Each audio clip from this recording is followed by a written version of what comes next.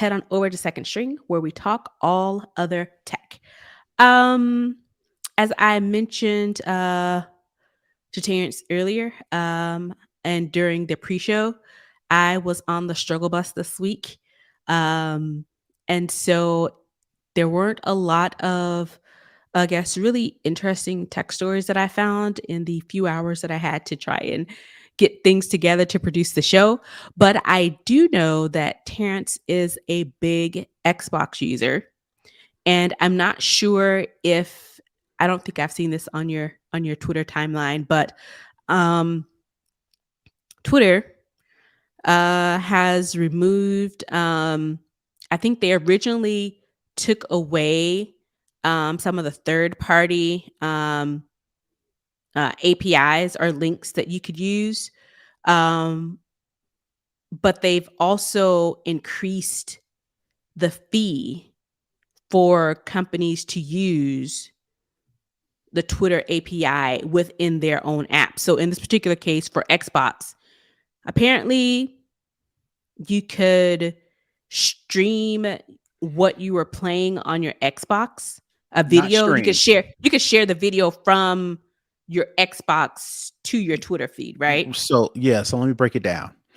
What you could be able to do is when you're playing a video game and you wanted to share a specific clip, maybe 60 seconds long, maybe a minute and a half, I think maybe up to even 3 minutes long, you could set it up in your Xbox console, connect and verify your Twitter account. And anytime you wanted to share that clip, you could say, or click the button to share to Twitter, and it would automatically upload and publish that game clip on Twitter. Now that Microsoft has cut that API, you have to manually get the clip, share it to your phone, and then go on your phone and then upload the clip to Twitter that way because they have cut off that API.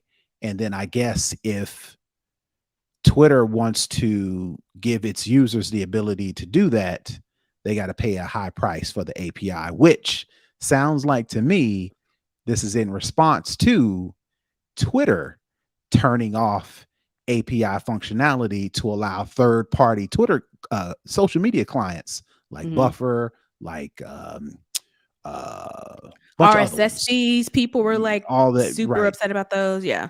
Twitter cut all that off and it's like, all right, you got to pay us some money in order to use these APIs, which is fair.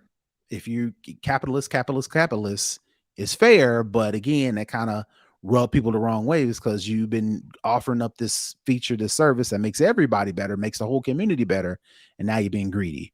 So in my opinion, of course, I could be way off, but it sounds like, all right, Microsoft is like, all right, is that what you, if that's how you want to do it, we will gladly cut off our nose to spite our face and cut off this API functionality, which stops users like me. I never did it, but If the you wanted ability was to. there Yeah. to automatically share clips to a feed. Again, you can still record those clips in Microsoft, upload them, not even upload with the Microsoft Xbox app. The clips will live there on your account, and Mhm. then you manually share it to Twitter and do it that way. But I gotta do some stuff on my phone It's still, versus you the can still do it. It's just not as right, seamless as it was before. Well, looking right, at this, we know that Muskie has been trying to find all sorts of ways to make money because the app itself doesn't really make a whole lot of money. So it right. says that the new paid tier starting price for enterprise API access, starting price 42 racks a month. Right. And Microsoft was like, yeah, we're not paying We're not paying that. that. Nope, not gonna do it. Not gonna do it. So while companies like Microsoft can make that decision very lightly, and was like, you know what, we're gonna keep this money. A lot of, I guess, conversation. I won't say a lot, but conversation is around some of the smaller apps who had some of this built-in functionality, who can't afford $42,000 a month for API access, and that's starting. So that's the base price. So it's not even, you could say, well, you could get a lower tier. No, the base price, the starting price is 42,000, and many smaller apps, smaller companies just can't afford um, to have that. So their app lose functionality, may lose users as well. So yeah, it's Microsoft is a big fish, so of course that's why we're talking about it. But it does affect a lot of other users as well. But again, your boy is like, look, you got to run me this money real quick because I don't have it. I don't have it. I don't have it to give for free no more. Next up, we talked a little bit earlier um, that Apple allegedly is going to use AI for health coaching in the health app. So there, like I mentioned, there are many different use cases for AI, and the latest use, we've seen it for text, we've seen it for photos. It has now come to music.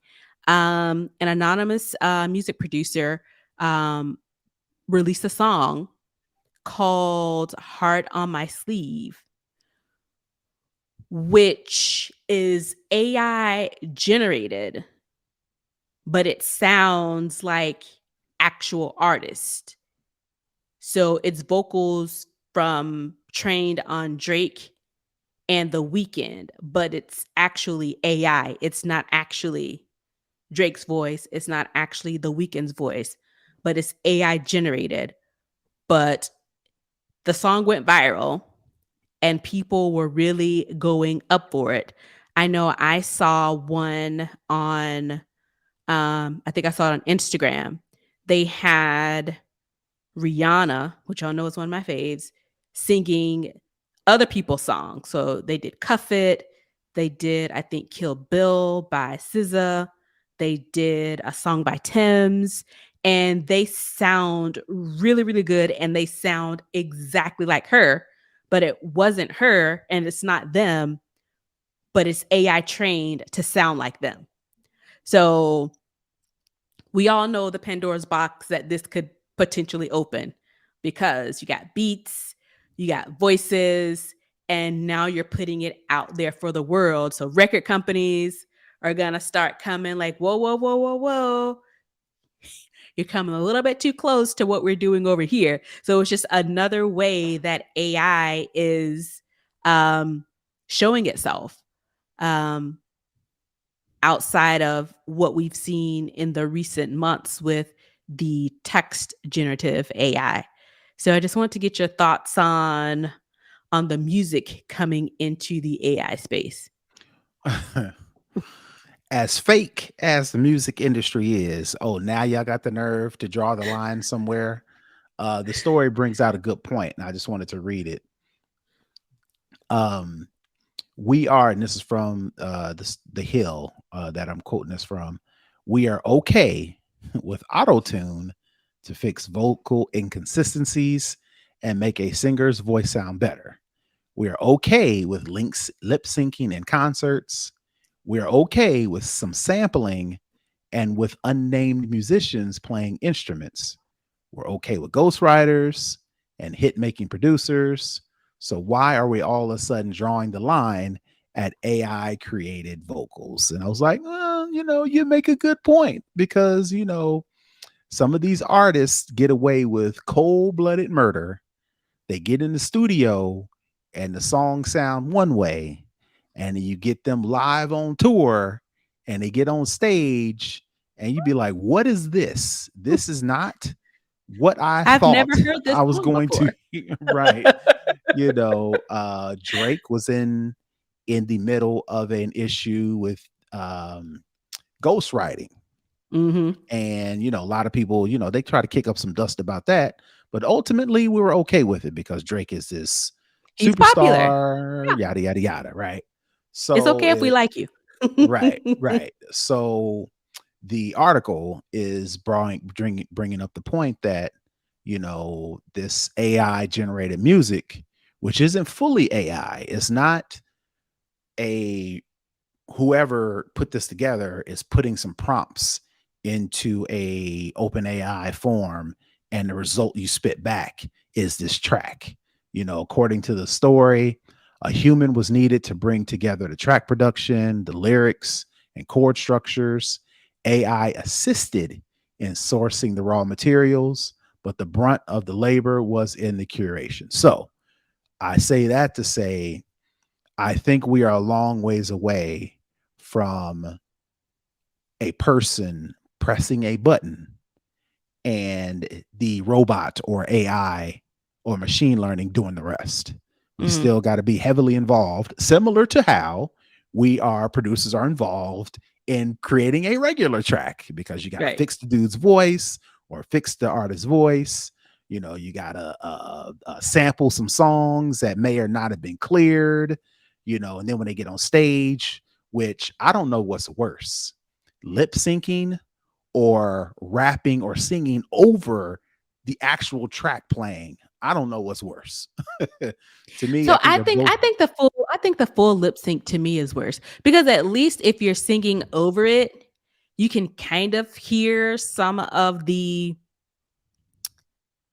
I don't wanna say authentic, but Mhm. the real person. It kinda Okay. does, to me, it gives you, if I'm at a concert, you have the backing vocal, and then you have the person singing, so you can hear them singing, and you have the underlying background track going, but then if they start to do a little 8 count or whatever, they breathe a little hard, you can still enjoy the song while they do Well, the little see, 8 count, they come back. that is in theory ideal. The concerts and the performances that I've heard is the person singing over their own vocals, Mhm, not necessarily singing the lead without the vocals and then having the background singers be on the record. mhm. I'm talking about rappers and artists singing in the microphone, trying to match the pace of the actual vocals that they put in the studio. And then when if they start too slow or Oh, they it can't falls hit out of the note, sync. yeah, Gotcha, yeah, gotcha. it sounds like it's weird. And like I said, Mhm. I don't know which is worse. You clearly lip syncing over this whole song, or you trying to compete with your own vocals. I don't know which one is worse. But anyway, all that to say, I think we are, in my opinion, I think we are far ways away from a rapper. I mean, sorry, for a rapper or artist pressing a button and creating this art by itself using AI. So I think, while of course the record labels have cause to be concerned because they don't have their paws in this. They This is don't taking away have some no of mo their they money. Yep. Yeah, I think we're still a long ways away. So again, this is a sneak peek into what could happen. So clearly something has to be done ahead of time before this gets out of whack. And then we're trying to double back to try to figure out what the answer is after the fact, Mhm. reactionary. But at the same time, I haven't listened to none of the songs. So I'm not sure, whether I'd be with it or not. I would like to believe that there are people out there that support the artist and will buy the song and will listen to the song and support the artist because they like the artist, Mhm. not necessarily like, I don't care who sings this, as long as it's toe tappy, I don't care. I want to Right. believe there's some people out there who will Yeah, drown out the few the who are noise. like, Yeah. as long as it's catchy, I don't care. Yeah. I think what this, from this article and from, at large, is the fact that this is coming. This is, it may be down the road, but you can see the outline, you can see the shape. It's starting to come into focus. So basically, now is the time that if you want to put some guardrails on this or some controls on this, you better be doing it now Right. because the girls are coming Right. fast. So, uh, if you want to get ahead of this or get your grubby little hands on the money aspect of this, then you got some work to do. You got some thought to start to putting into this. All right, that is going to wrap up Second String.